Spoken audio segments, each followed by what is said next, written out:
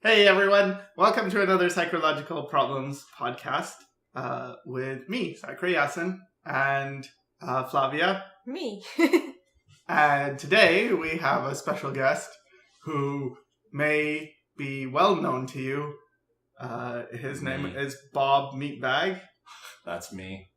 The reason Bob is here, why are you here, Bob? Oh, I am living with you guys now. He is our tenant. We keep him down below. Yes. We adopted him. So, we live in a small town called Princeton now. What do you think about Princeton, Bob? How does it tickle your fancy? Not too bad. It's cold, so I like it. That's good. Anyway, so guess what we were going to talk, or what I wanted to talk a bit about, is art as a language. Because this is an idea I've been talking to students about a lot recently. And it's that art is very much like a language. There you go. That's it. That's the whole thing. But the way I think of it is kind of... well, I've already said the way I think of it is kind of, so this is all redundant. But you know when you're learning a new language, well, if you do know about learning a new language, but sometimes you learn like one thing, one phrase, and then you can say that phrase pretty fluently, but it doesn't mean you know the language well. So, for instance, when I was learning Chinese, I learned how to say 我不明白你说什么, and it's okay, but it's like I don't really know Chinese. You mean like you learned a specific thing? Yeah. And in that one instance, you can use it, but in any other system, it's like you can't speak anything else beyond that, right? Yeah, exactly. What does it mean? What you just said? It means est-ce que je peux aller aux toilettes? Oh. No, it doesn't. It means I don't understand what you're saying. Yeah. Oh.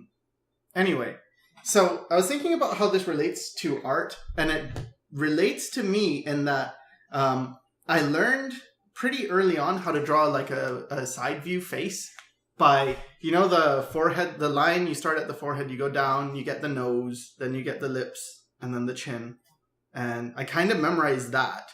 And it's like, okay, as long as I draw this, I can do an okay face. And some people have like the anime face where they can draw one face and it's good. They just draw that one face. They're okay. And then sometimes it's a few phrases, I guess. Like you can draw this body in this position, okay. Or you can draw a cat in this pose, all right. But you can't draw cats in other poses. Just that one pose, because that's your pose. That's your phrase that you can say with fluency. But that's a lot like a child learns. Like the early stages of learning language and concepts for a child. They're not concepts yet. They're just instances of, oh, mama, papa, keep getting repeated. Oh, and then you associate them with the mother and father. Like, oh, yeah. It's not consistent yet. It's not crystallized. Yeah, so that's how I think I started drawing. Is I learned one phrase or a few phrases, but then what happens is the next period, which is trying to learn the language and really stumbling and having a hard time, and you want to say something, but you just can't find the right words, or you try to piece together something from what limited vocabulary you have, and you may sound bad. I mean, this is if you're learning a second language. If it's a first language, it tends to be quite natural. And I think there are people who learn art as if it was their first language. But yeah, there's a stumbling period, and then eventually, hopefully, you get to the point where you're fluent and you can speak well and without too much of an accent or whatever it is. And that's where I'm finally getting to with art. And in doing so, art becomes less about kind of like the language, you're not thinking about the words to say as much as you're thinking about the meaning of the words. So, the meaning, you just say what you want to say instead of thinking about what do I want to say and how do I say it. You just say it. And maybe your thoughts start to be in that language. You mean like you're going beyond literal meanings and creating metaphors and sentences, right? Yeah, and you're fluent to the point that you don't have to translate the language in your head. So what I discovered is that it's a lot nicer once you are fluent, but it takes a lot in the beginning, a lot of mileage, and I don't know why it took me so long to finally grasp the language, but... well, we did go through a period where we just kept on jumping ships, right? So we went from one topic to another that never really sunk into something. Yeah, but you got a hold of the language far sooner than I did. It wasn't much after school that I think you were pretty fluent. I suppose so. Doesn't it have something to do with when you begin to learn that respective language and how much... Because when you learn a language as an adult, most adults don't, like the vast majority of adults, never get rid of their accent no matter how long they've been, even if they're immersed in the culture of that language. They never get rid of their accent because there's a lot of extra layering that goes on. And when you learn a language as a child, even if it's a second language, and you're immersed, it's much easier, and all the failures you happen to experience along the way, they're expected. Because people expect you to be clumsy as a child. People expect you to goo goo gaga and misspell words and say, like, I don't know, silly things. I don't know what a kid would say. And with Bob, you were drawing a lot since you were small Bob. Yeah, small Bob. I've been drawing since I was super young. And you were drawing all the time, right? Yeah, I was drawing all the time. I got into trouble because I drew on the walls. So there's that. But I suppose maybe that has something to do with it. It's like it was your first language, pretty much. Yeah. It's like primary language, anyway. Yeah, and I suppose for me, it's just like maybe it's not even drawing anything coherent. Because like there are times where I would visualize things and attempt to draw it, but it wouldn't come out as anything. But there's also times where I just drew scribbles, and then it's just like, oh, okay, so I developed muscle memory when I was that young when it comes to drawing, like which might explain my speed, for example. Yeah, and it's something that's very good to have, and because I didn't have it, I had to reverse engineer how I figured people who did have it proceeded, and it seemed to me that when I talked to artists who have it as a first language, they were always drawing early on, but more than that, they were drawing for fun, and it wasn't this heavy thing. So what it means to draw for fun is that you're likely gonna enjoy doing it, and you're gonna do it a lot. Just gaining mileage with drawing, not necessarily like drawing well, or drawing, I don't know, a thing and understanding a thing, but more just the act of drawing. You just do that a lot. So I guess for you, Bob, you drew a lot, and then you had enough mileage to the point that when it was time to learn about art, you already had sufficient resources to do that. Yeah, I think so. I mean, it just felt like there were times when I'm drawing, what didn't necessarily feel as though my decisions were like super weighty. And any blocks I came across was only when I hit my limitations. But even then, just expressing a line can be something that's very easy. It's like it doesn't have to have intent behind it. It's like, I'm going to express this line, and there's no conscientiousness about it, I suppose. And I'm not sure if that's the right word. But because there are times when I look back on when I learned to draw, it's like, oh, I noticed that I can carry a more confident line than most people. And then it's just like, okay, so it's just, for me, expressing a line isn't something that's forced. It's very natural to me. Yeah. And like, let's say you wanted to write a book. Yeah. And you understand the language fluently, then you really think about, what am I going to write?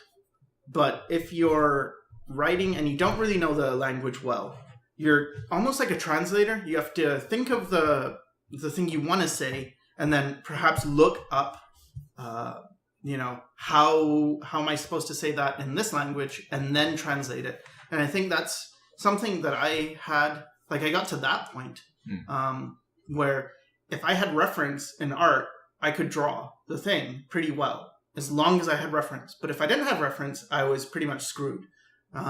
When it came to drawing from imagination, again, I could only draw those few phrases that I had memorized, and then everything else was really difficult. Unless, again, I had reference. And I see a lot of artists who are like this, and who, they're okay so long as they have reference, but when they don't, it really does fall apart in terms of their creativity and their skill and their appeal. So what I decided a while back, pretty much when I started pointy chins, but it really picked up in the last few months, is to draw as if I was a child. And how does a child draw? Well, they draw for fun. They don't draw what they're supposed to draw. Like, oh, I should do perspective or values or anatomy studies because that's what an artist should do. It's more just you draw what you have fun doing. And it was really hard for me. Because at first all I wanted to do was draw faces. And I would draw a face and I would think, yeah, but now I should draw a body, or I should draw more to this. I should do something more interesting. And then I draw another face and it's like, yeah, this is kind of dumb. I'm just drawing faces. This isn't enough. This isn't a finished illustration. But I told myself, shut up. Get that voice out of the way. And then by drawing faces over and over and allowing myself to just draw what I wanted to draw, eventually I kind of wanted to draw bodies instead of I should do it. It just was like, oh yeah, but this would help if there was this. So just learning to be more natural, basically. Yeah, learning to have fun and not fight yourself. No, learning to fight the adult voice. You should be doing this, you should be doing that. This is what an artist is supposed to do. This is sounds very parental. And I've pretty much had that the whole way, or at least for the last 10 years. That's been a really strong voice. This, well, sure, I would draw this, but I should draw something else. Like, I should color this picture, and I should have good values, and I should make it look rendered, and, make a portfolio piece, or do this, or do that. There's always a end thing that I should achieve.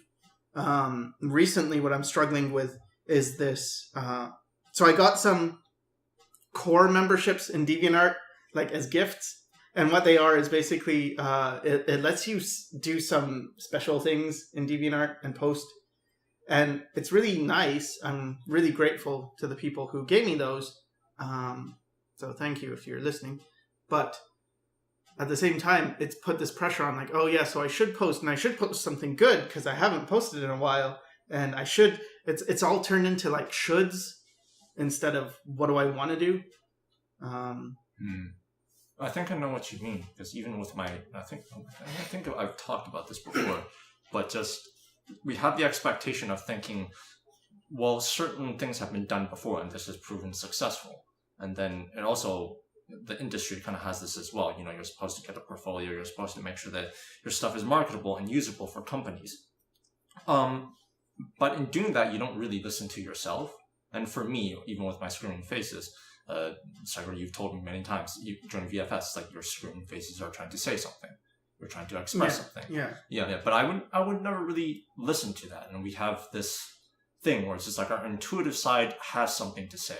It has something to express, but we're bogged down by the others, I suppose the left brain or something like that, trying to impose what it thinks is logic, and it's just, and it doesn't help that the left one is the one that governs language, right? It's like it's the one that tries to make sense of the world, whereas the intuitive side doesn't really know how to speak in terms of language. It'll try to express itself through gut feeling, through an innate sense of like, oh, you're aligned with something right. But it's so hard to get to that because the world, by its definition, tries to function on logic, even though we aren't creatures of logic at all. Mm-hmm.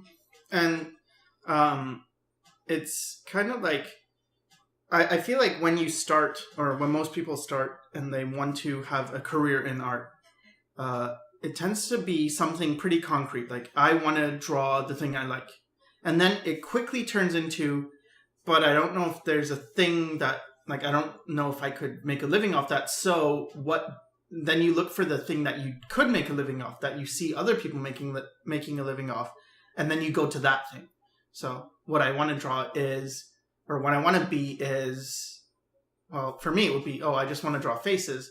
And, well, just draw faces, that doesn't really work. So what about portraiture, where you paint people's portraits? It's like, I guess that's close. Or, but then it's like, yeah, but I want to draw from imagination. Oh, well, do you want to be a concept artist then? Do you want to be a character designer? Do you want to be... It's like we find the career that is closest to our thing, and then we go according to that. And, I mean, do you think... Yeah, I think there's this pull towards finding a legitimate avenue for your art. I think there's this tendency to look to what's already been done. Where is my market, instead of how will I create my own market? How will I create my audience? Where should I go? Where should I look up to for advice or guidance? Or who are my predecessors? Instead of, I'm going to do this thing and it's going to be my opinion. I suppose there's an inherent sense of panic, especially if you're going to commit yourself to doing something. And I'd imagine it'd probably be even more difficult if you had prior responsibilities, like I'm going to quit my job to do this thing or whatever. And then when you go through with this decision, you're trying to commit to it. It's just like, okay, well, now what? What am I supposed to do in order to make this thing work? Yeah. And then and because of that, it's just like, what do we fall back on? Prior experience. What if there is no prior experience? Well, other people must have had this experience. Yeah. And it's a safety net. It's like you think, well, this has proven to be successful, therefore I will follow it. But the inherent trap of that is, this person who did this, maybe they did follow a formula and they did get it to work, but they still have their own individual way of doing it that fits them. And then for you to try to do that, it's like, yeah, it might work to a certain degree, but you're not pushing yourself to your full limit. You're not experiencing where you can fully go. It's more risky to do that, but it's like, if you commit to it and you succeed, it's like you're going down a path that hasn't really been trodden upon, and because of that, you're more unique, you're more interesting. Yeah, but how often does the impulse for making art even consider that? In the beginning phases, like, I'm drawing. You're not thinking about, precedence or, like, everything that is associated, or almost everything that's usually been associated with art as a career is usually bad experience. You're going to be a starving artist. You're going to be this. It's going to be a struggle. It's going to be hard. And that gets layered and layered, culturally speaking, until you're like, I'm going to be an artist. I'm super scared. Yeah. Or then it's, you find someone who reassures you and says, no, you can be an artist. I'm an artist and I'm not starving. I'm making a lot of money. But then it's, they're already in their path. Yeah. So then you're really drawn towards whatever path they have. Yeah, following in their footsteps. But initially, there's no, I'm just drawing. I'm expressing something. I'm creating something that's so devoid of all the expectations, of all the implications. That's so pure in its original form. And then it gets so easily muddled up by societal, expectations or... Maybe that's why it's so good to just, like for me anyways, like one of the reasons why I was able to just get better is like I returned to those formative years when I was young and just let that side of myself be explored. And I'm just wondering, it's just like, well, I'd imagine for people who have gone through that during their childhood, it might be easier to access that. But for people who haven't really gone through that, it probably is more difficult, I'd imagine.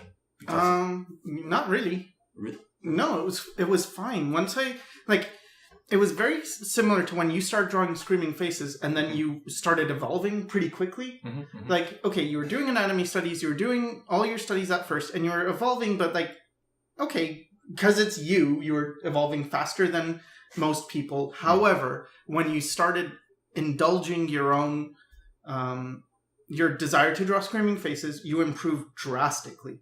Mm-hmm. And when I just started drawing faces and not, you should draw this or should draw that, I improved way, way, way faster. than before. Is it that like the brain is less bogged down? It's like, okay, you're doing something that you inherently like, so then instead of your brain going like, well, you should do this, you should do that, like trying to make plans and using resources to get things done, all your brain is focused on is doing this one task. Yeah. All your brain power is using it, and you're getting better because of that. Yeah, it's like all the energy you have is going towards one thing, whereas if you're drawing something you don't want to do, or pursuing anything that you don't want to do, you might have a motivation to do that. Like, oh, I should do this because I'll make money. And it's like, okay, that's good. I'll be stable. My parents won't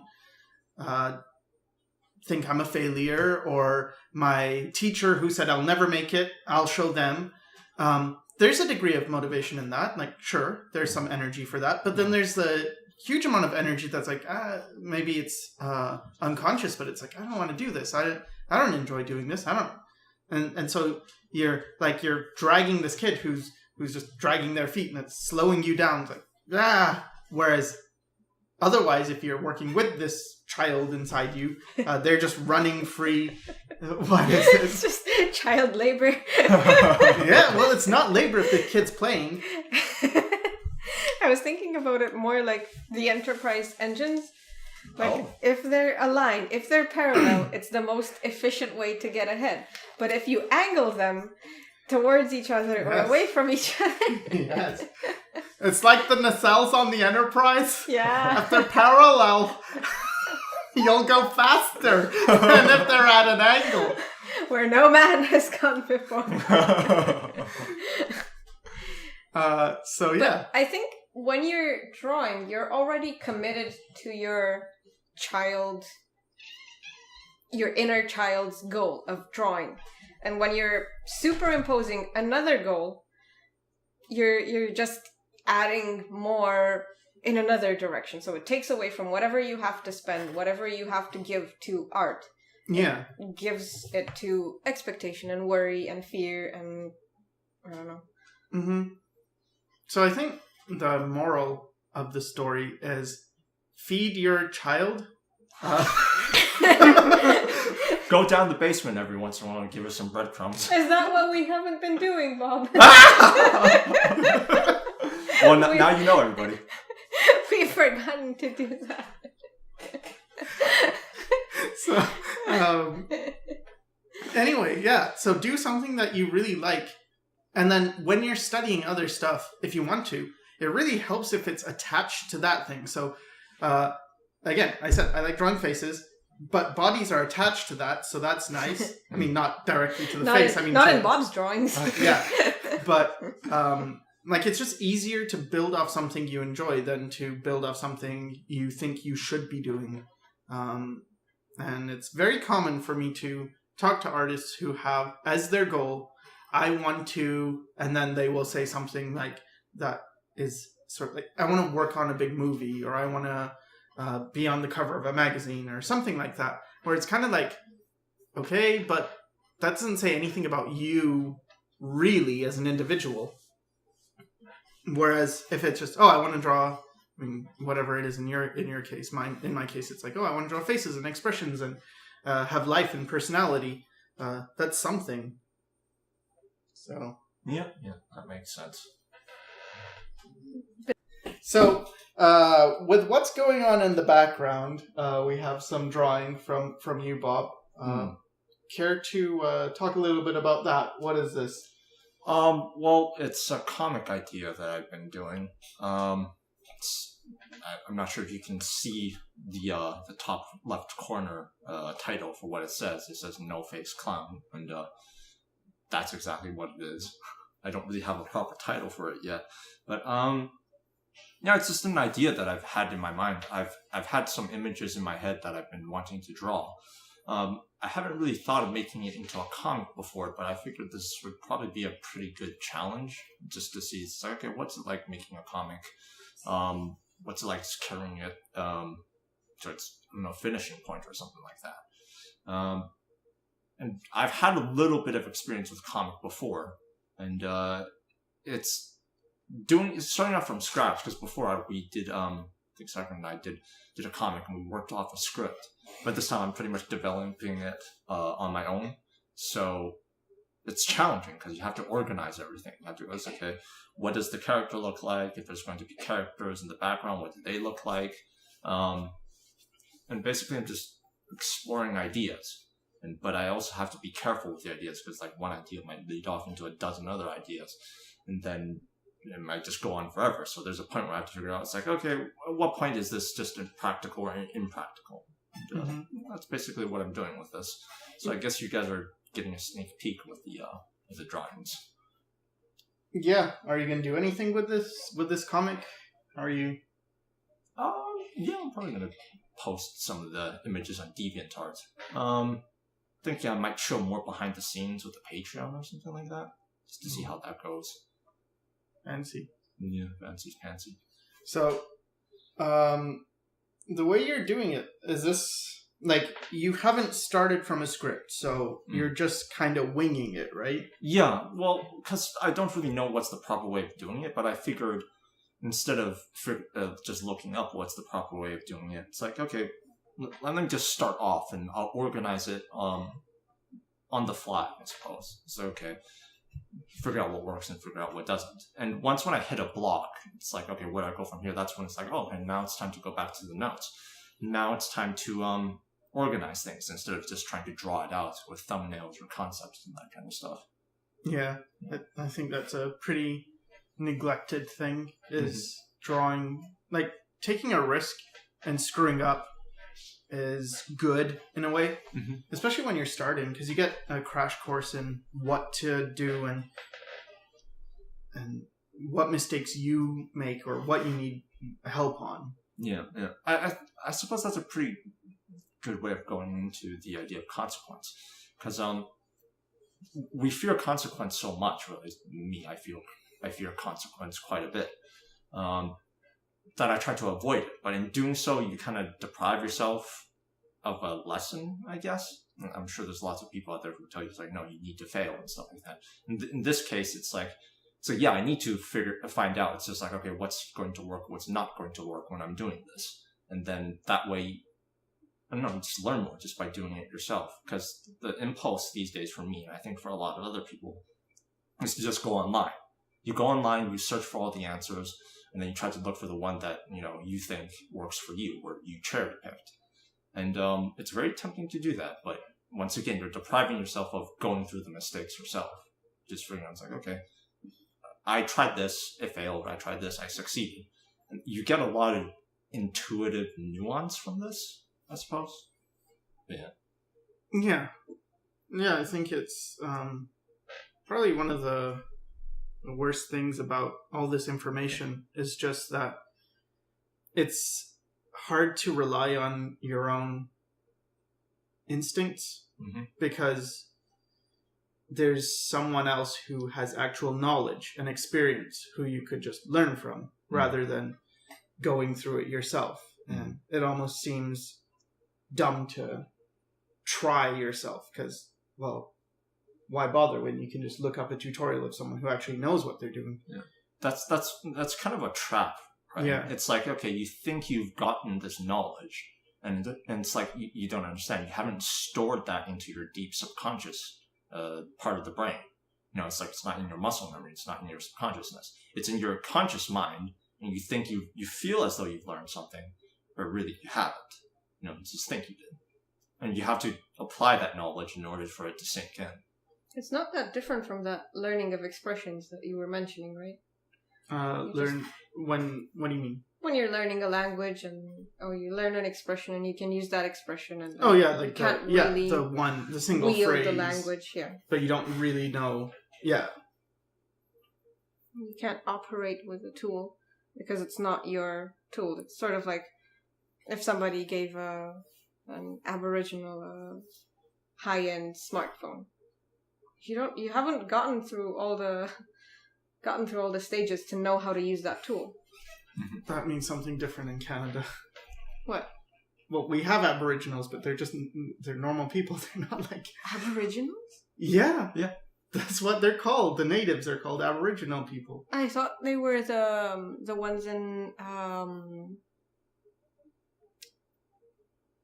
what's that country? New Zealand? You mean Australia? No, New Zealand. Those are Aborigines, and I think they're in Australia. Okay. Wait, what did you mean by Aboriginals? I meant those, like those secluded cultures, the tribes. Oh. Okay, is that what it means? I thought so. As far as I know. I just know it went from calling them, like, American Indians to natives to Aboriginal people. Oh. For us, anyway. I didn't know about this development in language. Yeah. You had a point. Yeah. What was your point? The definition for it is an adjective of human races, animals, and plants inhabiting or existing in a land from the earliest times or from before the arrival of colonists or indigenous. So yeah, I was referring to the before the arrival of the colonists. Okay. Thing. Oh, okay. That's fine then. I did not know about these new developments. Yeah, I just don't want any natives watching to be like, yeah, I know how to use a smartphone. Oh, in Princeton. Okay, so this is off topic. Okay. But I pretty much, like, I moved to Vancouver in 1992, so probably a while back for most of y'all. Anyway, and I hadn't heard Canadians really. Like the... eh? So what we're gonna do is we're gonna go about this and find out what's wrong, eh? You're missing a few A's. Yeah. So, and then I thought it was just this weird made-up thing that Americans said. Because they would have this... There's this thing where Americans always say, I'm Canadian, eh? And I didn't... Like, why are you saying that? We don't... No one I've ever heard speaks that way. But they do. Yeah, they do. They do. We've met them. We've met them. Yeah. And they're nice, eh? They're real nice. That's another thing we've heard. Yeah. They're real nice. Yeah. We heard, Flavia, that your hair is foxy. Oh, foxy. My hair is foxy. And we're hooped. Yeah. And we heard about jammers. Our town only has 2,000 people. And all of them are characters. Yeah, they're very interesting people. Every single one of them. It's very nice, I guess, in some ways. In some ways. There's a little bit racist. A little bit racist. A little bit racist. Especially towards the deer. Especially towards the deer. There's a $3,000 fine if you feed a deer. Yeah, but you can't say that you did. But Yeah, let's just say if you had, then it would be a $3,000 fine. But of course you haven't. Yeah, of course. Nothing like that ever happened. Nothing like that ever happened. But the deer are nice, and they're not racist. They poo in front of our window. Right in front of our window. They poo outside of Bob's window most of the time. They look like Glossette raisins, the poo does, so... Yeah. They're glimmering in the snow. Oh, so they're good-looking poo. Yeah, handsome poo.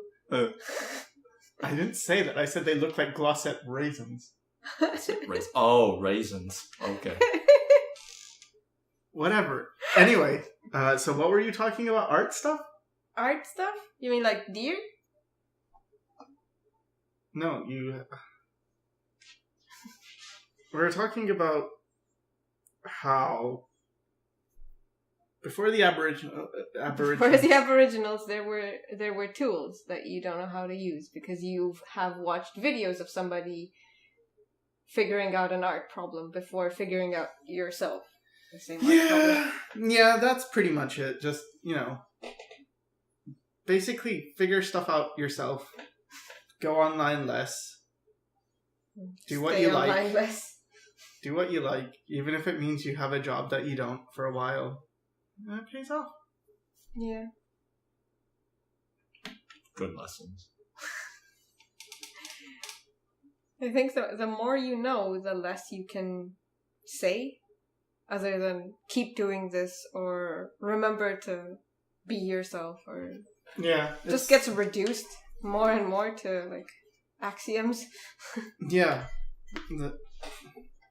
I feel that way. I feel like when I was starting teaching, I don't know what it was, making videos.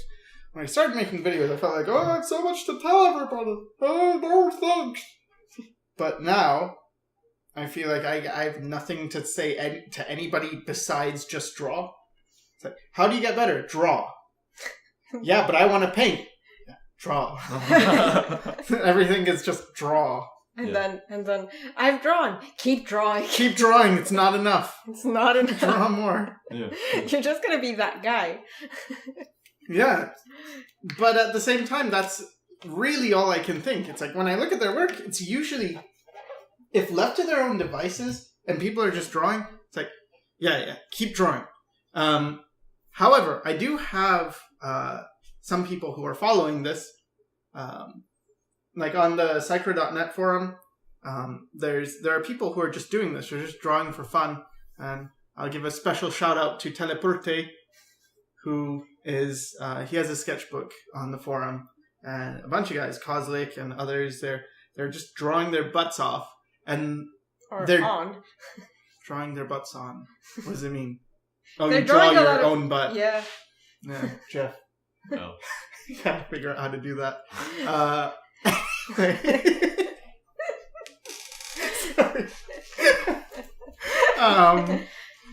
Anyway, they're doing good, and they're just drawing for fun, but they're having huge improvement. And they're just drawing a ton. And the idea is, for people who are, like, this is pretty much just for people who are not like you, Jeff. Bob.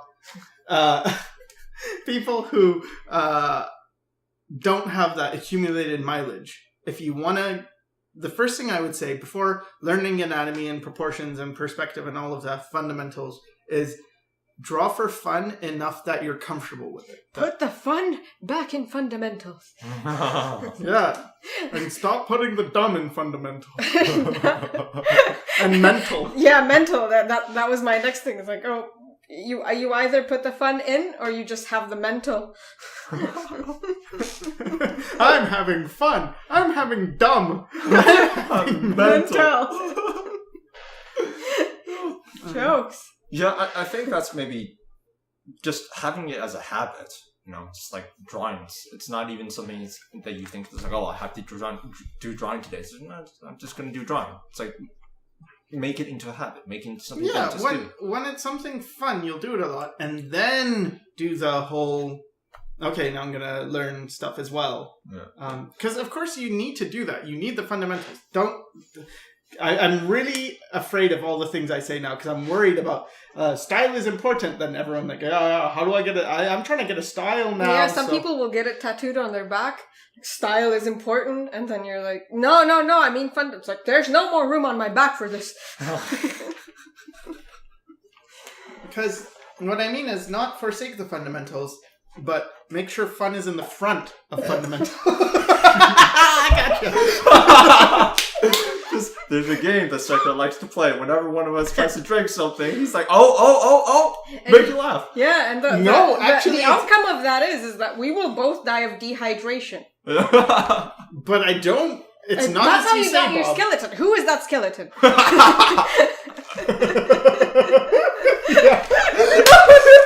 It's anyway. That's not. I don't plan when you guys are drinking. I just happen to be funny all the time. And sometimes it correlates to when you guys are drinking. And us choking on the water is just it's just a fun bonus. Yeah.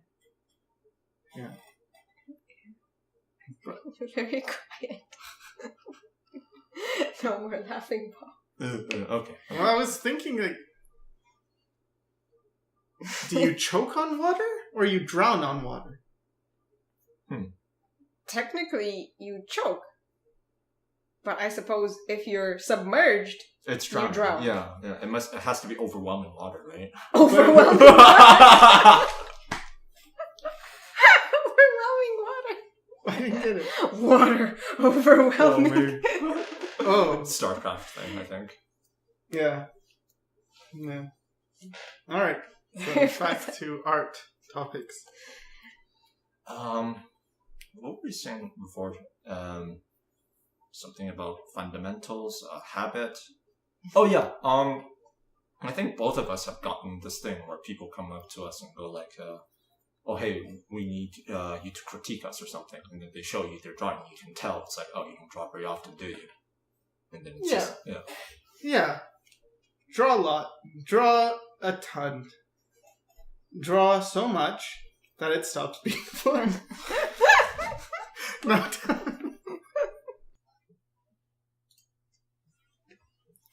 All right. So we took a break. You won't notice it because we're just going to edit this in. But the previous video parts that we've already recorded were done yesterday. And this new part is today. So one of the reasons we took a break is we were getting tired. Figured it was good to take a break. And thought we'd start fresh in the morning. However, in that period, I guess I should explain something. So for the past couple of years, I've started to get startled by stuff. It started small. I'd see things moving, and then started having mild hallucinations of stuff, that's not there. And then it's been getting kind of worse over time, but it's been fine. It's just very mild. And then this time I just had a more severe case. So because of that, I'm kind of nervous and don't really know about how much I can talk. So I'm going to let Bob and Flavia do more of the talking. Yeah. I'm descending into madness. No. Oh, no. Yeah. It's up to us to carry the torch to wherever. Yeah. To shine a light where no man has gone before. All right, so there's something happening on the screen. Yeah. What is it, Bob? These are the drawings and thumbnails that I was planning for the cover. Because I figure if this is a comic, I can't just start off with, whatever panels there are. It's like, okay, there has to be a comic. So these are some of the ideas that I was doing. And one of the things for the main character is that he uses masks because he doesn't really have an expression of his own. And that's how he sort of gets through life. And then I figure it's like, okay, well, I like the idea of just him having a bunch of masks. I don't know if he'll have different expression masks or if a lot of them will be the same or if it's just one mask, but I'm just exploring the idea right now, coming up with stuff with the thumbnails. What's your character's name? He doesn't really have a name right now. I just go with No Face Clown. Mm-hmm. I guess No Face would be easier to say, but there's already a character of that in Miyazaki's Spirited Away. Mm-hmm. So I just go with No Face Clown. Mm-hmm. Do you usually have a bit of trouble naming your characters? Quite a bit, yeah. I have a lot of difficulties. I think there was this one time when Sycra was showing me Final Fantasy VII, and it took me forever coming up with names. I told him that there would be I would be sometimes just stuck on the naming on the characters, and then I just wouldn't proceed with the game. Can't play the game. I can't play the game if I don't get the name. They need me to name a character. This is gonna be too difficult. Yeah. So a name is very important to you. I suppose so. It's easier for me now to just sort of skip over. It's just okay, if there's a default name for the character, then I can just skip over it, and that's fine. But if I get into my head that I want to name the character, then it becomes really difficult because I just don't know how to think up of certain things. For a while it was like that with my ideas when it comes to drawings. It's like I can't think of anything and I can't draw anything, etc. But you got over that. Yeah, I was able to get over that eventually. So what does it mean to you when you say, if you think of the character, then you can't name them? What goes through your head? What are the... It's just it's like hitting a wall. It's like, okay, I need to do this in order to progress. Because if you just called them Bob, it wouldn't be hard, right? Yeah, but it feels like before I just decide to go with default names. It's just no, if I'm going to name this character, it can't just be some throwaway name. Yeah, but why... okay, so it can't be a throwaway name, so then what are the criteria for how you would choose the name? I think in terms of the Final Fantasy VII characters, they were very inappropriate. So I don't think I can. Yeah, I can't say a lot of them. But it's just like because I came into it with a little bit of mockery because it's just like, oh, I don't really care for like these anime characters. I don't really care for I guess just the characters overall, like with the big swords and everything. But that was before I started getting really impressed with Final Fantasy VII. I regret my choice. And now. then you were stuck with a name. Yeah, exactly. So then it's just like when I was playing, it's just like, oh, this is a really good game. I really like it. And then there's the really offensive names that come up whenever they talk. So I regretted that. At least you're treating Final Fantasy VI better. Yeah. I'm over the name thing now. But when I was doing it with the Final Fantasy VII characters, it's just like, oh, one, I'm mocking it. And two, I want it to be so that every time I see the names, they would be hilarious whenever somebody tries to say something about them. Oh, this character, and then their name comes up, and I would be like, oh, that's kind of a funny name. What if you actually knew that you knew it was going to be good, and then you were naming them? Would you have done it the same way? If I knew it was going to be good, I would have treated it with respect, and I would have not messed with anything. Yeah, but what does it mean when you treat it with respect? It means that I admire it, I like it, I know that. Sure, but I mean, in terms of naming. In terms of naming, like, what's a respectful name versus a non-respectful name, and how do you choose the name of? I suppose that's where I hit the wall. It's like I don't really know how to associate certain names with feelings. Like if you say the name Jeff or Jack or Jake or something like that, it's just like they all feel mundane. But if I were to try to put a character into that, it's like I can't really associate it with anything. I'm not sure if that makes sense. It's too generic? I guess, like, all I know is that I hit a wall, and then it's like I have no ideas when it comes to naming. When you hear somebody's name, do you have an image of just hear somebody's name and not see their face? Do you have an idea of what Murray would look like? I don't really know how to do that because there's this show called Murray, I think, and then it's kind of like I wouldn't say it's exactly like Seinfeld. Seinfeld? No, not Seinfeld. What's Jerry Springer? There we go. Oh, Maury. Yeah. Maury Povich? No, it's this Canadian show where it's just like they do the lie detector thing. It's just, oh, you are. That's Maury. Oh, okay. That's what I think. Pretty sure. Okay. But yeah, I can associate feelings with and images with names. Mm-hmm. Yeah. Mm-hmm. So. Sorry for that brief interruption. The cat was drinking Jeff's water. I'll get you some new water. It's fine. You've been plundered. All right, I've been PC-cooled. So back to that. Yeah. Back to what we were talking about. With the clowns? And with the clowns. So you have difficulty associating names with certain feelings. What happens in your comic so far? It looks like there's a clown and he needs to put on different masks for different feelings, basically. Or just dealing with certain situations in life. Thanks. Yeah. And from knowing you, I've noticed that there's a bit of a parallel between what goes on in your comics that you just made up on the fly, and what has gone on in your life, in your real life so far. So, care to share a bit of history on that? Where should I start? My birth? Start with your birth. Start at the origin.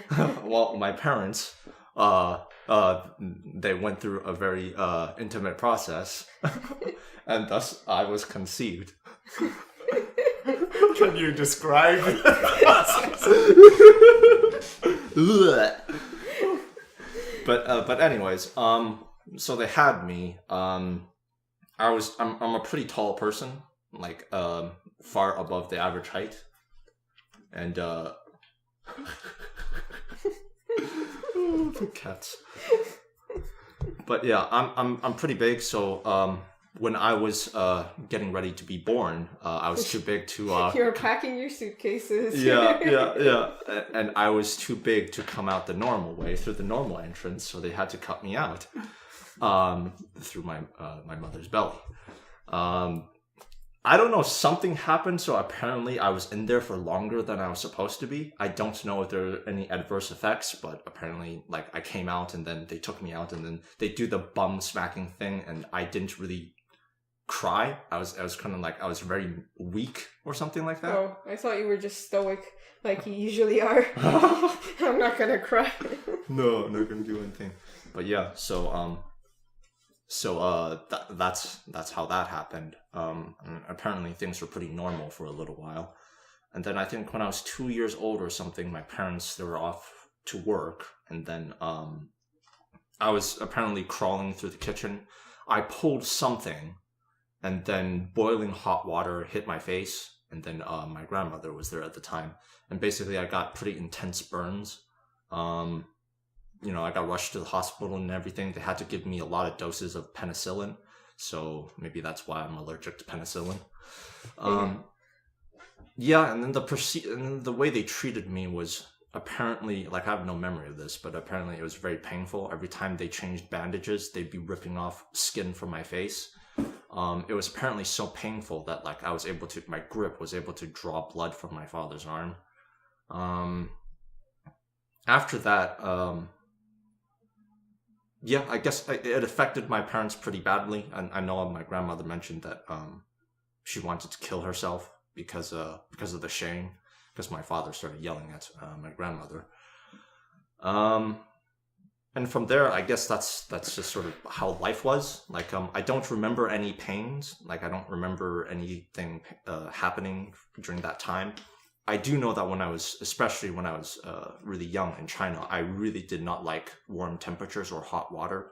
Mm-hmm. So I really didn't like that. You were too sensitive to it. So before the accident with the burn happened, mm-hmm. you were just a normal, social, whatever kid. Yeah.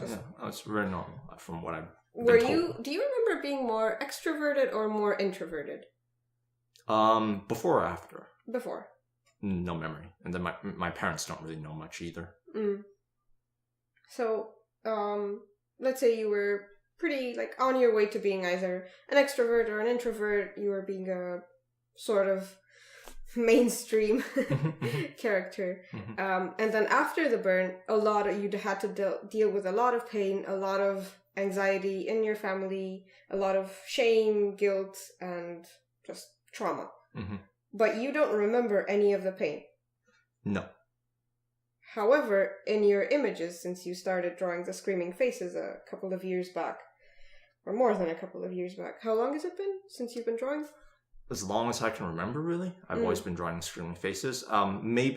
Maybe I only started sometime, because I distinctly remember even during elementary school I was drawing it. Mm-hmm. But earlier I don't know if I was, just because, like, maybe I just didn't have access to the proper paper and pencils and stuff like that, or maybe I was still drawing scribbles.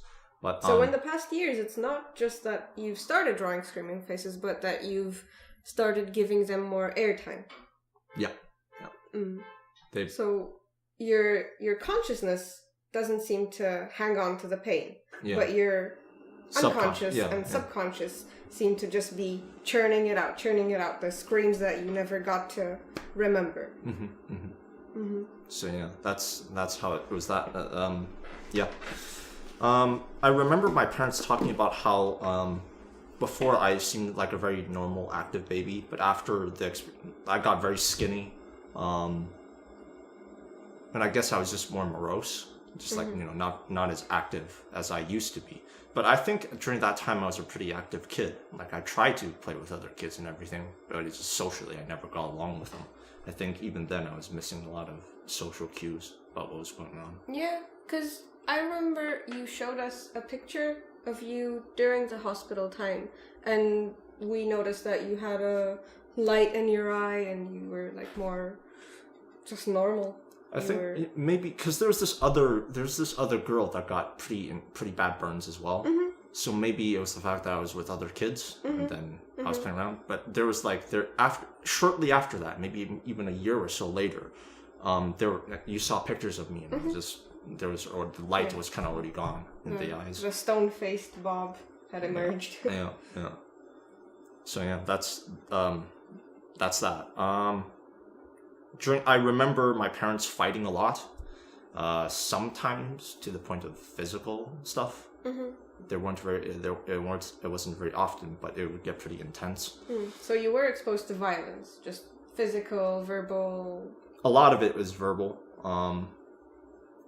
There was just a lot of aggression there. Mm-hmm. I remember even back then, my mother was trying to manipulate me. It's just like my parents would have a fight.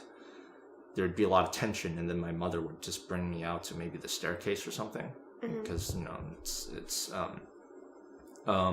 it's just outside the door basically. And then she'd tell me these stories about how, the mother goes through all these suffering, and the mother loses the child, and the father is this evil figure or something like that. So even then, she was doing some pretty not respectable things. I didn't understand it at the time, but sometime I did a lot of bad things to other kids, to animals. So yeah. So you experienced manipulation, and at the time, what was your reaction to it? I don't know. I took it literally. It's just like my mother is telling me this really sad story, and then it made me feel sympathetic towards her. And when did you sort of realize that this was to some further goal? Not for a while. At least not when I was still in China, or when I was coming to Canada. Yeah, I still didn't realize it. And why did you come to Canada? I don't know. I remember my parents saying they wanted to seek operations for my face to get it recovered, because when I got burned, they wanted to. The doctors recommended getting some skin from my leg or my bum and then putting it on my face. My parents refused for some reason. I don't really know why. Maybe they didn't just want me to have a butt face. It's like, Bob, you will always be butt faced to us. Never be ashamed of your heritage. What's that on your face? It's my cheek. Care to elaborate? No. Ow. Oh, jeez. But yeah, that's the reason they told me. Sometimes I wonder if maybe they understood that I was having difficulties in China, because even when I was really young, I was pretty social. Like, I would talk to other kids, but I wouldn't get along with them. And there was a lot of things even during that age that I wasn't really understanding, picking up in terms of social cues and stuff like that. But that was like after the burn, basically. Did your social group change? Did you have like? I think I was too young for me to have any other social group. I was 2 years old when I got the burn. I wasn't even conscious then. And then years later, sort of a certain type of characters started to appear in your drawings. Yeah. Screaming faces. And marionettes. And They didn't make an appearance until recently, maybe even a few years ago. And what happened a few years ago? I guess I started just exploring what screaming faces meant to me. And before that, you had a different attitude towards them? Yeah, I denied their existence. I didn't think this they face were... is not screaming. Like, they were screaming, but it's just... Because my parents and my extended family and a lot of other Chinese kept on saying, why don't you draw anything else? You always draw these ugly things over and over. An artist needs to be able to draw multiple things. My mother specifically told me, what's the word? 魔鬼, which means demon or evil ghost or something. And then she says, "Oh, you're drawing those demons again or something." And, she's pretty superstitious and religious, so there's that. So you could say that. Oh, the faces were screaming, but you couldn't hear them before.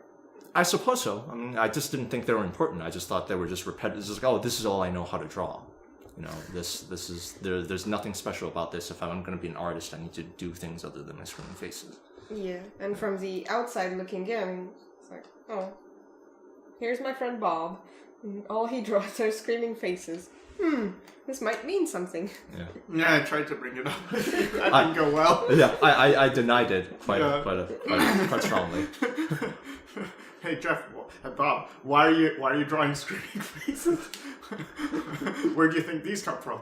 They're not important. It's nothing. It's nothing. Yeah. Just dumb drawings.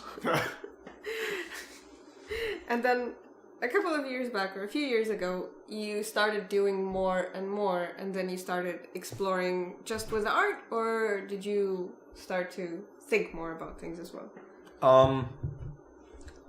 I think it started off with art just because like I was getting really bored, and then I was just really tired with my own art just because I didn't feel as though it was going anywhere. Because for the longest time, I thought, like I had this, I think in VFS, I had this obsession with like doing something meaningful with art. Like it has to be good. It has to be really original. There has to be integrity behind it, but I could never achieve that with my drawings. Like the best I could do was sort of like cartoonish characters. There's this character called Jacques Noir, and then he was like the best one that I had at the time. But I could never do anything that I felt was meaningful with my art, something that deserved respect. And then I guess maybe somewhere along the way with that feeling and boredom, I eventually just thought, why don't I just do screaming faces? Why don't I just try it out and let me explore? And then I just started exploring the shapes. So like, let me try drawing the screaming faces in this shape. Let me exaggerate it. Somewhere along the way, the screaming faces mutated more and more. And then I got bored of them. And then I became very depressed because it's just like I felt so, if I guess this is what is important. I guess this is meaningful with my art. And then when I got bored with them, it's just like, well, I have to find something else to draw. And then somewhere along the way, I stumbled upon clowns. And then at first I was bored with them, but as I drew them more and more, they started to evolve. And then along the way, I was also drawing these doll-like characters. Like The marionettes. Marionettes, yeah. Something resonated with me with them, I guess.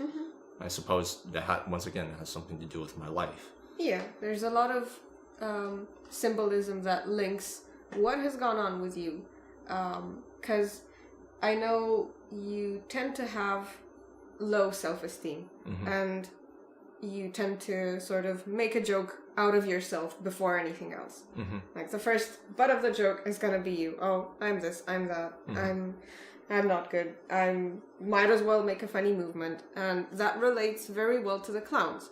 And as for the marionettes, I know that from your talks with me, I know that your life has been pretty much led by other people, be it your parents or whatever was going on around you, and you didn't really have that much agency until recently.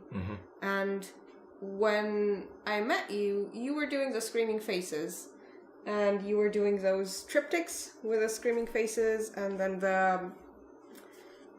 they were just morphed into one another and stuff, and I thought, that is the thing. Because I'd seen your art before, but as you said, I thought it was like, yeah, it's good, but what else? And then when I saw the screaming faces, like, there is more to this. There is more life behind this drawing.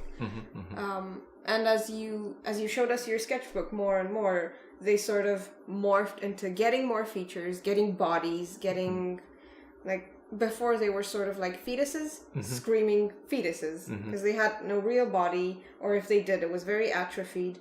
And then they started developing a bigger body, and eventually clothing and like different expressions. And now leading up to a comic you're doing about a clown who is employing tools to get on with life, to be a part of, I guess, society, part of everyday life, and how to deal with. With the clown character, the character didn't really come, just out of nowhere exactly. It was more that I'd already drawn clown characters, and then somewhere along the way I stumbled upon masks. So then this character has been around for quite a while, but I suppose with making a comic out of it, it's I had to solidify him more. So it's just like, okay, where does he live exactly? What's his environment? Because I've had an image in my head of this character just sitting somewhere. He's surrounded by masks and just looking at it, just like, okay, what am I going to wear today or something like that. Is that in any way, can you trace that back to something you feel consciously throughout your life? I guess at the time I didn't think there was anything like that, but Of course. yeah. But now that I'm doing the comic and I'm actively seeing the links between my characters and my past, I suppose it just I have a lot of difficulty just understanding social things. I don't know if it's this way biologically or if it's because of the way I was raised, or maybe just because I've had to escape into my head to avoid reality, I suppose. And because of that, I missed a lot of social interactions. I miss a lot of social cues. I have difficulty understanding instructions. I know you have some difficulty with expressions in particular. Yeah, I suppose I have a lot of difficulty expressing myself. There were a lot of times, even when I was a teenager, it's just like, okay, I go to a new school where it's a new year, and I'm just like thinking, what am I supposed to act? Am I supposed to be more social? Am I supposed to be more by myself? Like, it's just like, okay, what am I supposed to try out this year or something, in order to get through everything? What mask am I putting on this time? Yeah. They weren't very well made masks. They were, yeah.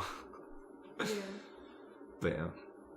I suppose that's how it relates to this character, and that's how it's expressing itself subconsciously. Yeah, I always thought that your art was at its best when it was expressing something from within. Because you have a lot that's meant to be expressed, that you need to be expressed. You have a lot of anxiety, you have a lot of insecurity, you have a lot of aggression, you have a lot of trauma and pain and longing. But through your persona, you're pretty stoic, you're pretty inactive physically or expressively, so it has to come out somewhere. And because you were able to explore it with your art, from what I know, some deeper thinking followed, right? Yeah. You, like, what do you mean by deeper thinking? Like, I remember a year or two ago, we started talking more about how you were exploring your own thoughts and thought process and the reasons why you think a certain way, your patterns, your... I think maybe I just started acknowledging a bit of what I went through. Because for the longest time, I didn't feel as though I've gone through suffering. It's like, it's like, oh, what suffering am I going through? It's nothing. I have a home, I have food, I have shelter over my head. I have my father to look after me. And, whatever I've gone through, my parents have gone through so much worse, which I still in a way feel. And I suppose maybe just acknowledging the things that I've went through allowed me to explore things more. Just to realize it's like I've gone through trauma. I have been psychologically damaged. Which I have to remind myself every now and then, because it's like it's very easy for me to fall into, oh yeah, I didn't go through anything. It's just like, oh, this isn't anything bad, but it's like sometimes there are moments of clarity where it's just like, oh, my behaviors are not normal. My drawings are not normal. So you find it very, very easy to dismiss your own suffering? Yep. Have there been other people in your life who have done that to you? Yep. My father. He's always saying, oh, our life isn't the best, but it's not that bad. And he'd always tell me about the harshness that he has to go through. He grew up during a very bad time in China. A lot of people were starving. A lot of poor people. A lot of people died from starvation. His father specifically, which might explain why he has such difficulty being a parent, just because he's never really had a parent as well. Because you were not really cared for emotionally, you internalized that and started not caring for yourself emotionally. Probably, yeah. Luckily that your art got the better of you. Well, I met good people. They were able to help me. I wonder who those were. Social workers? Oh yeah, they were real helpful. What was that like? Social workers? Yeah. They didn't really know what they were doing. How did you go about meeting social workers? Did you go on a dating site?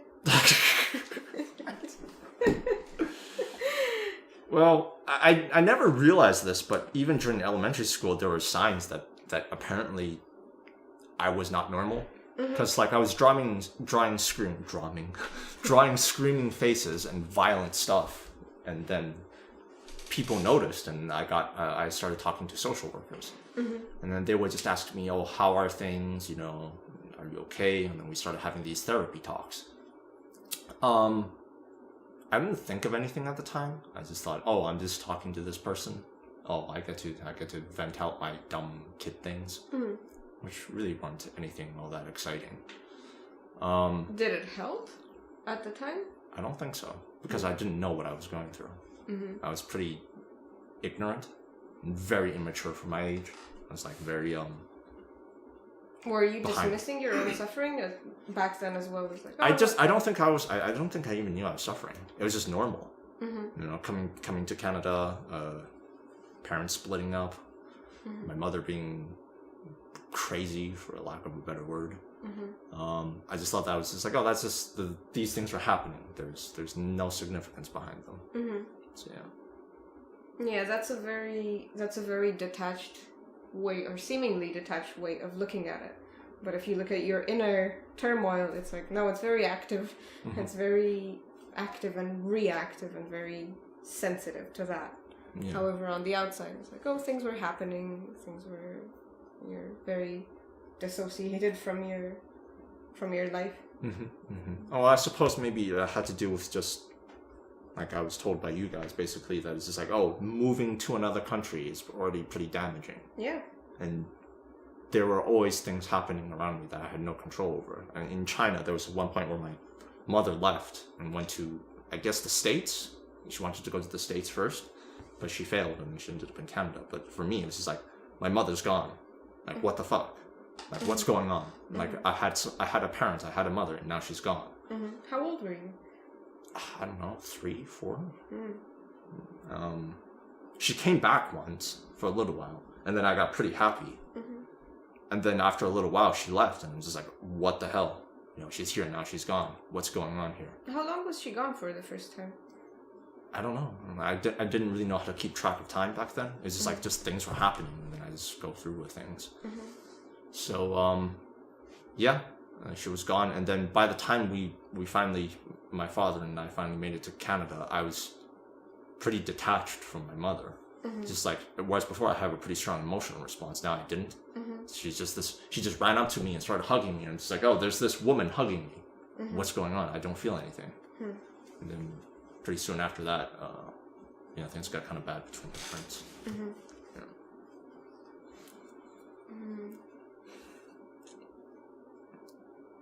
So, with everything that happened after you moved to Canada, you had to work a great deal to adjust, and you didn't always succeed in adjusting to school, to everyday life, to I don't know, just the requirements of things. And I know that you had a lot of difficulty. You said you have difficulty understanding instructions, and from what I know from you, you've had several normal jobs, which you've had trouble keeping. How did that sort of come about? What happened? What was... Well, when I was 15 or 14 years old, my father basically said, it's time for you to work now. You have to get a job. And then he made me make a resume, and then he started telling me to go into these places to get jobs. My very first normal job was at a YMCA thing. It was a volunteer thing. But then the YMCA wouldn't pay me. It was the place that I was going to that would pay me. So I worked at an art gallery, putting stuff in envelopes. I didn't realize how bad I was at it at the time, but it's just it was just a stressful new thing. But then by the time I got another job at this burger place, that's when I really started finding out just how difficult it was for me to follow instructions. Orders would be coming up, and then I'd get confused, and then say, oh, I thought I did something right, but it turned out there was this other burger or this other order where I missed something. The people there really didn't like me because my personality back then was really annoying. And yeah, it was just frustrating for them to work around me. One of the supervisors basically told me at one point, "Why don't you just quit?" And what was it about your personality that was annoying, or what do you think, or what I suppose like I had an ego. It's just like, and Sycra can attest to this, but I had a pretty big ego in VFS, which was I put myself down, but I also have like this grand idea about like, no, you must do art with integrity. You have to be original, stuff like that. So I kind of had that as well. So I kind of had this big ego about myself, things like, oh, I'm somebody with integrity or something. But then I'm super incompetent. I miss social cues. Very obnoxious in terms of my voice level because I didn't really know how to regulate it. So people just didn't like being around me. It's like all those bad things would have been okay if I acknowledged that I was like, oh, I'm this very clumsy person, but I had an arrogance behind it, so you know, people just found me insufferable. So you had an inner idea that you don't quite fit in, but in a good way. Like you are supposed to do more than what you're doing right now. However, that still doesn't really account for you going to VFS, to Vancouver Film School. You went to VFS because my father made me. So it wasn't a show of your agency, even though you had your thoughts of being great and doing art and. Well, it's like by the time VFS rolled around, I didn't have that anymore. I was feeling pretty nihilistic. I think I told you I read this thing by what was it, Albert Camus or something, and it was about this guy who was very detached from things, very nihilistic, and then that's something about that really connected to me at the time, and I felt as though, oh yeah, I'm detached from reality, nothing matters, there's no meaning. At the time I was thinking, oh, it was my destiny to die and never exist, that kind of stuff. So when my father came around and made me go to VFS, I was like, I had no real purpose. But getting into VFS, the one good thing it did for me was that it got me back in touch with my art. And that's when the intuitive side of my skills started expressing itself. So it's like, okay, I was starting to find a little bit of purpose, but it wasn't inner purpose, it was external purpose. So yeah. I know at the time you had a very strong attachment to your dad in terms of... Well, I hero worship him. I thought he was the strongest person I knew. I thought he would always go on these rants about how things should be done. The Canadians aren't efficient. Stuff about white people and native people. So there was a bit of racism thrown in there as well. Patriotism as well. And for some years, your mom had been pretty much out of the picture. Like ever since you detached from her emotionally when she went to America, and up until VFS, she was not really around. So for you, your dad was both mother and father. Yeah. And then what happened after you got into VFS? What was your life like? I felt kind of intimidated because I was walking along the hall and they were showing me life drawings from other students, and they would always pick the best one just to show off. So at the time I got the impression that VFS was this place where good artists were. So I just had this panicky feeling that I needed to catch up. I needed to get better. I needed to push myself. So there was a lot of external motivation at the time. Yeah. It ran out pretty quickly after we saw the graduating films of the previous class. And I just saw that they weren't good. They weren't people of integrity, of taste. And then I just got demotivated pretty quickly. From the stories I heard, your first film, your first task for VFS was a frog. Yeah. And you were pretty motivated to do that. Tell us the story? It wasn't the first one. Yeah. Which one was it? It was there. We had assignments. One of the first few ones was a bouncing bag or bean or something like that. Ball. Okay, it was a ball, and then it was followed by some other stuff, and there was one where we were supposed to do something with jumping flour sack. Flour sack, yeah, we had to do that. But then I think it was after that, or a little bit after that, we had this thing where we had to do a frog, and then I basically did overkill on it, and then I did because other people would just do frogs and they would do this funny thing. They would eat a cockroach or something. I did the frog jumping, and then a giant piece of machinery comes on with multiple television screens. They would flash, there would be static, and then it would flash frog eyes. They would all look at the cockroach, and then a metallic arm go off screen up into the air, come back into screen downwards, and then basically UFO abduct the cockroach. Then all the machinery would go back in, and then the frog ribbits. And that was it. And apparently it was super impressive. Well, when he described it, it's like, okay. And then it came out of the frog's mouth, right? Yeah. Like, the frog opens its mouth, and then all this machinery comes out, and then it's got TVs, and then... Anyway, he was just talking about it, and the assignment is the frog jumps on the screen, and then shoots out its tongue, eats a cockroach, and then that's it. Yeah. And then looks at the camera and ribbits. And then, yeah, he was saying this, and everyone was like, no way.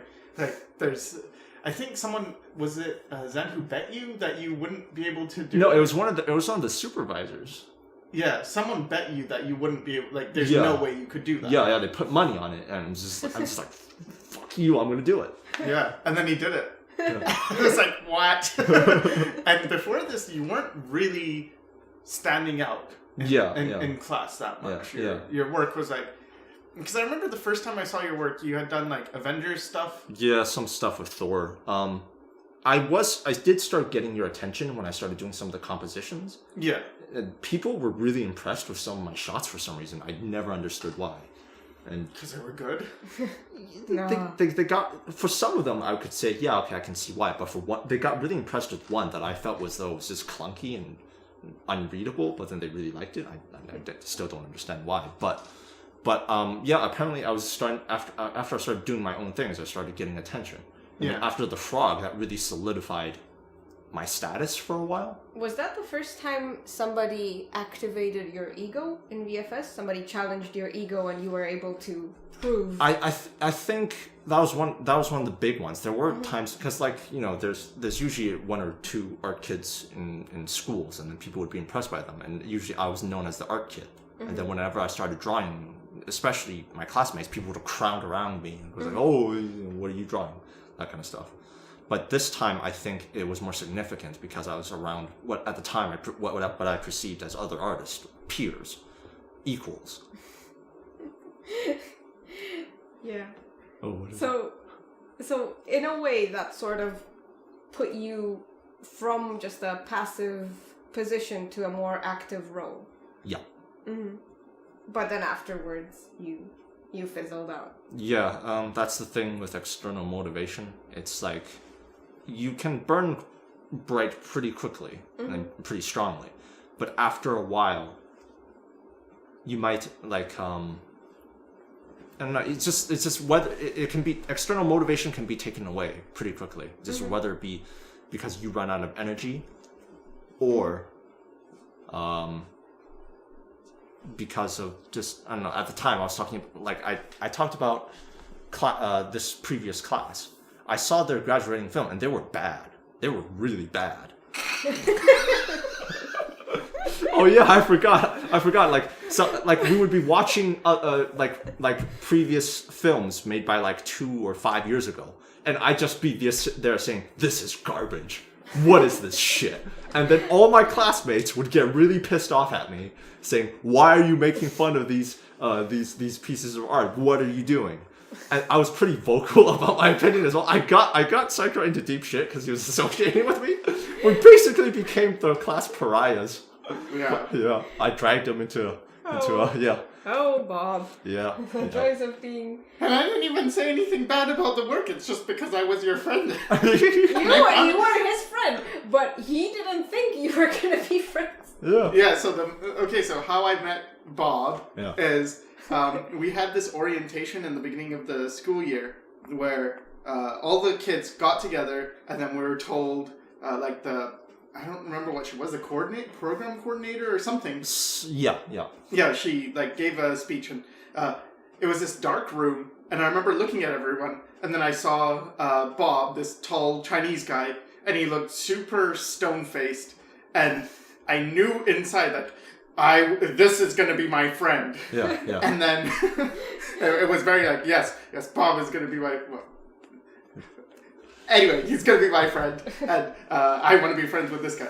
Hadn't seen your work, hadn't talked to you at all. And then the first time, I think it was the first day of actual classes. Yeah. And then we went out for lunch, and I went out with you and this other girl, and then Bob started... I started trying to crack jokes. And they were bad. They were really, really, really bad. Yeah, really bad. Yeah, you were eating a burger and talking about doing things to the things inside. Lettuce or something. Yeah.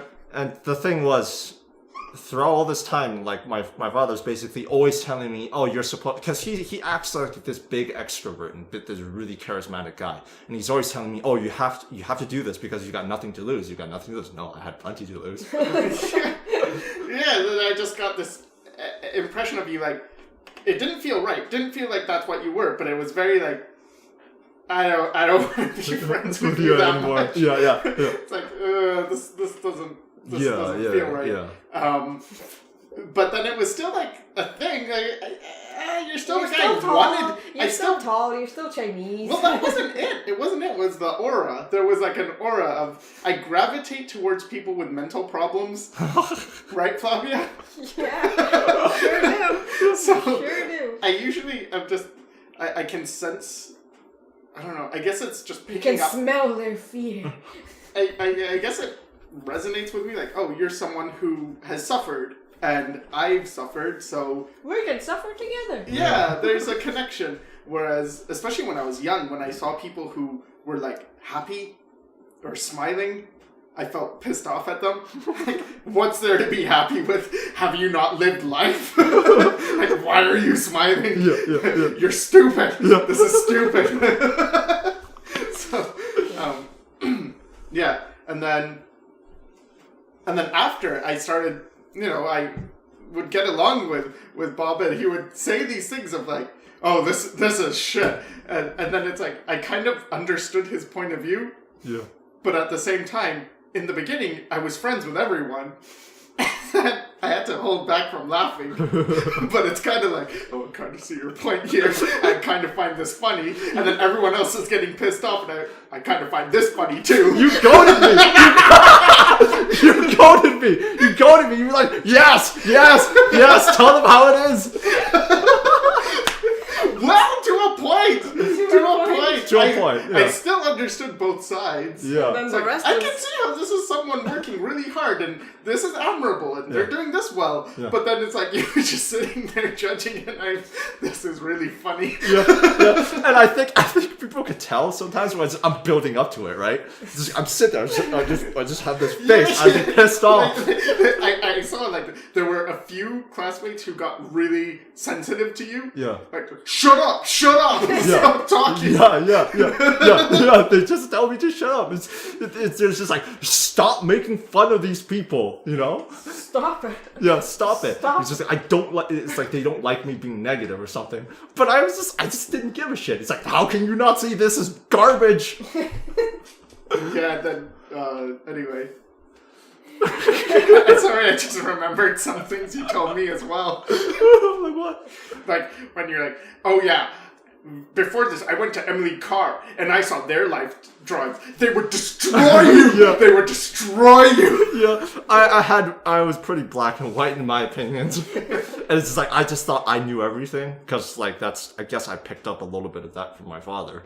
Just like, he just like rant and say like, if you picked up a little bit, I imagine how much he must have. Yeah. Well, he's got a lot of bitterness. Let's just say it that way.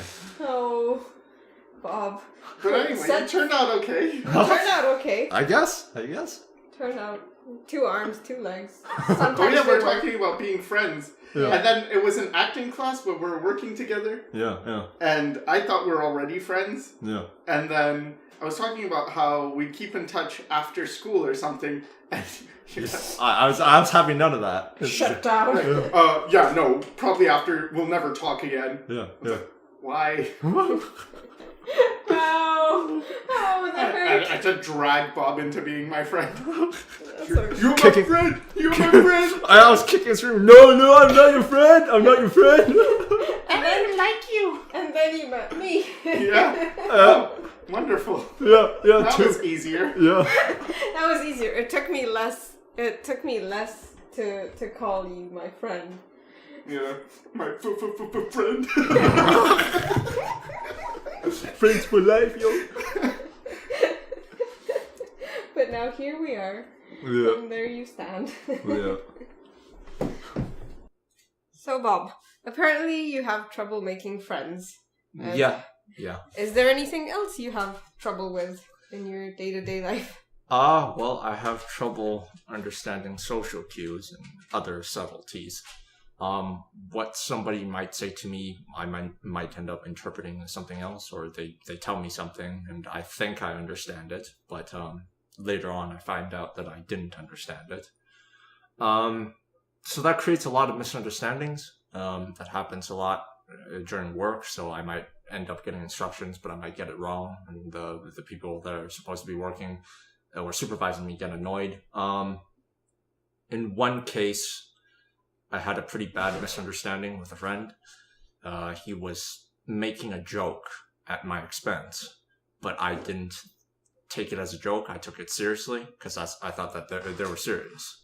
And I couldn't detect the tones or the cues or the subtleties. That ended up with me basically spiraling into very negative thoughts, which ended up with me in the hospital, basically. It got bad enough where I became suicidal. So yeah, I suppose that's one of the biggest problems I have, is just understanding what things really are in terms of reality. And it happens quite frequently. Like sometimes it accumulates. Other times something happens and it's enough to off balance me completely. Then I lose complete touch with reality, and then I just start panicking, which actually makes whatever situation we're in worse, etc., etc. What was it like at the hospital? It was well, I suppose I was surprised at how well I fit in there. It's just like, oh, I'm just here and things are happening for me, and it's just like I'm already pretty passive. So in an environment where I'm supposed to be completely passive, it's like, oh, okay, well, things just happen. Meals arrive at a certain time.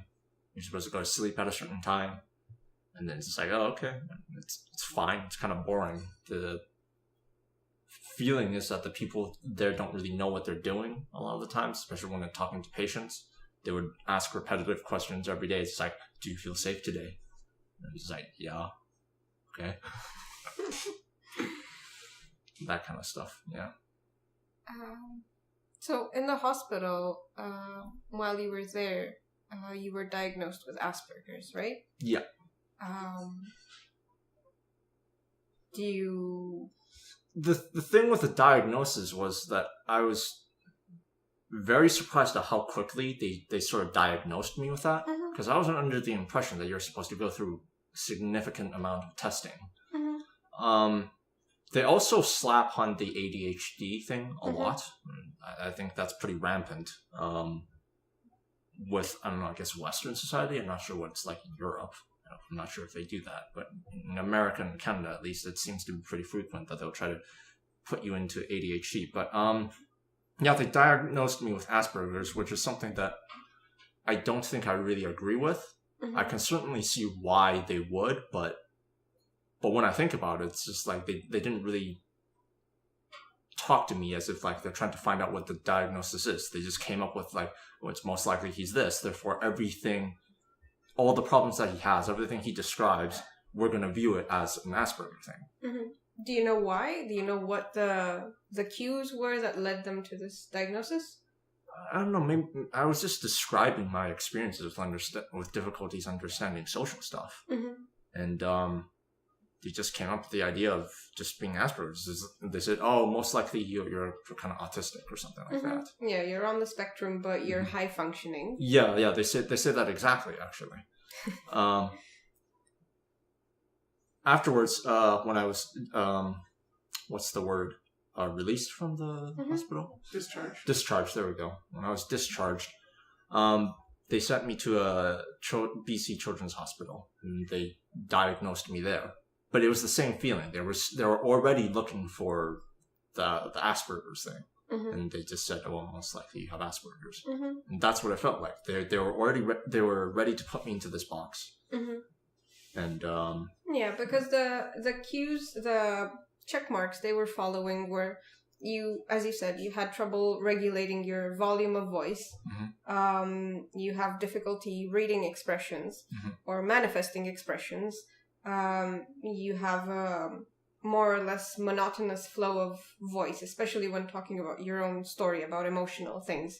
You don't fluctuate as, I suppose, the normal person would. And you have difficulty following instructions.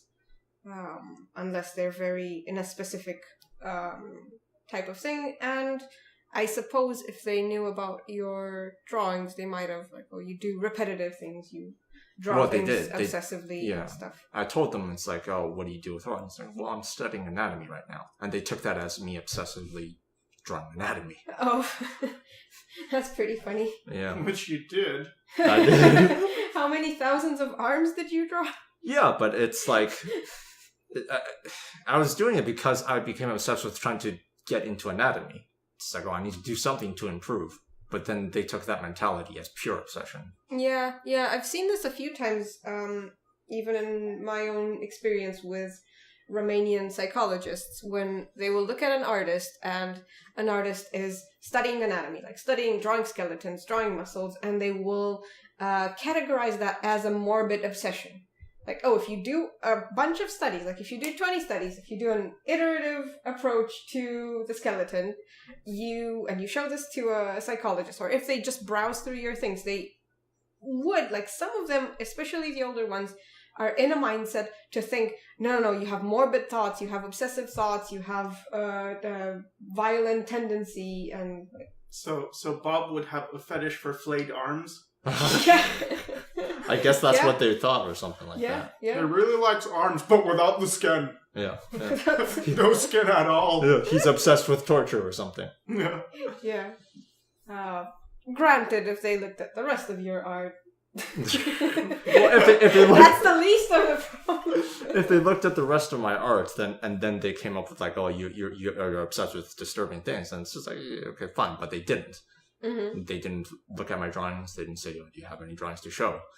They just said, oh, what do you draw? It's like, well, I'm drawing anatomy right now. And they diagnosed me with that. So you were saying you didn't quite feel listened to or acknowledged in the hospital during the diagnosis process? It's like, I think maybe it's just because they're overworked with the healthcare that they have, because they have a continuous flow of patients coming in. So, I'd be going, when I was in the hospital, they'd just be like, okay, we're going to find the quickest way to get you ready and out.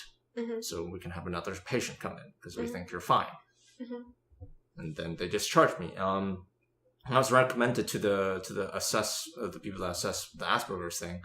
And then, it kind of felt the same way. Like they were on they were dealing with a lot of people because there was a 2-week span between each visit. And whenever I come back and talk to them, they pretty much forgot a lot about me. And it's just like, okay, fine, you're overworked. You probably have a lot of things you want to check off and be done with, that kind of stuff. So they'll listen to a point. They'll listen to the point where it's like, okay, we can put you in this category, and then when we do, we're going to give you some meds or some other stuff, and we're done with you. So yeah. And you were on meds for a while afterwards, right? A little bit, yeah. Antidepressants, some other stuff. Those didn't work. I don't know if it's because I was actually really depressed or not, but that's just the way it was. How was it recovering from the initial thought that made you spiral out of control and make you so depressed? Like, how was it getting over it? Getting over it. Like, did you regain your touch with reality? In some ways, yes. In some ways, no. Because then it's like the overwhelming feeling was that I like it was my fault. Like I'd screwed up. I'd got lost in my own head. Therefore, it's all my responsibility, which I think in a way it was. So yeah, I think I'm better now, but yeah. You're better now, and your arms are falling off. Darkest Dungeon's contribution to your health.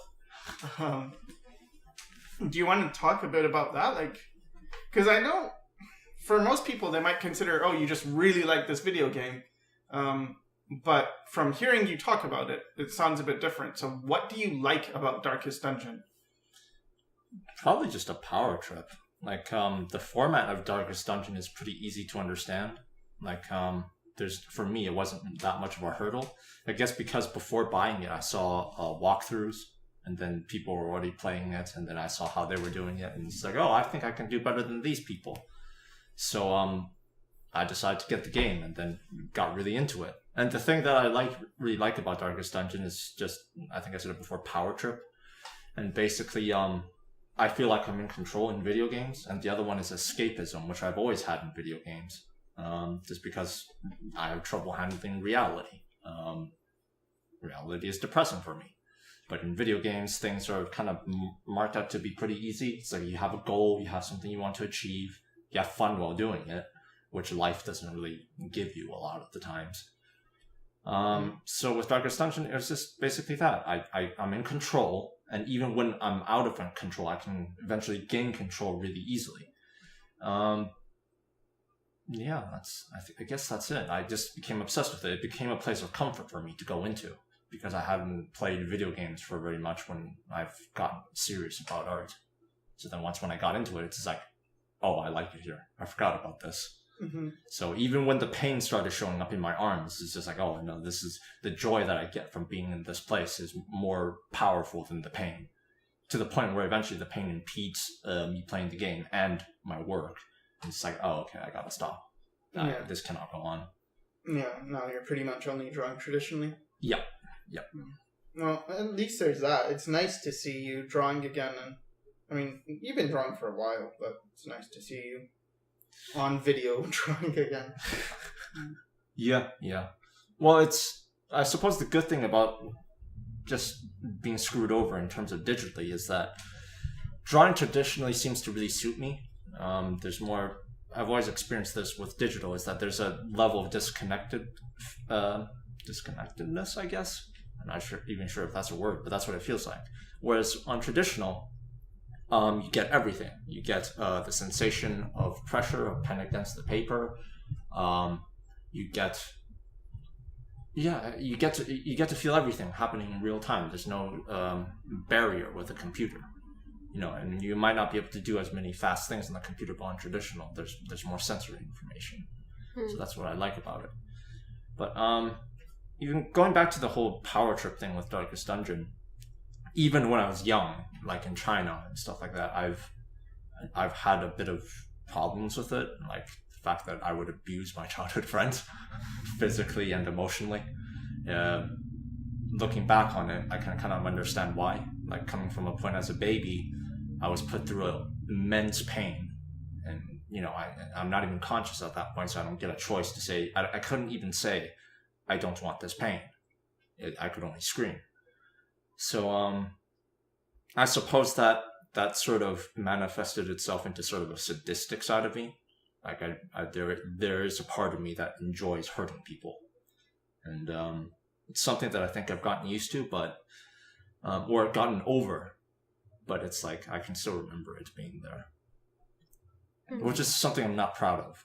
But I suppose that's what happens. You experience trauma, and then you can't. At least you're processing it a lot more now, because from my perspective, in the last 5-6 years, you've made tons of progress, especially in the last couple of years. Yeah. In terms of understanding yourself and I think processing my own problems, as well as learning to empathize more, because that's a problem that I had. I was very selfish when I was younger. I didn't really think about other people's feeling as much, hence the don't you understand that this is shit, and your opinions suck. And I didn't view people as people. I viewed them as whether or not they had respectable traits, if they had respectable goals. Which is probably why I made a lot of enemies in VFS, or just people who didn't want to listen to me anymore.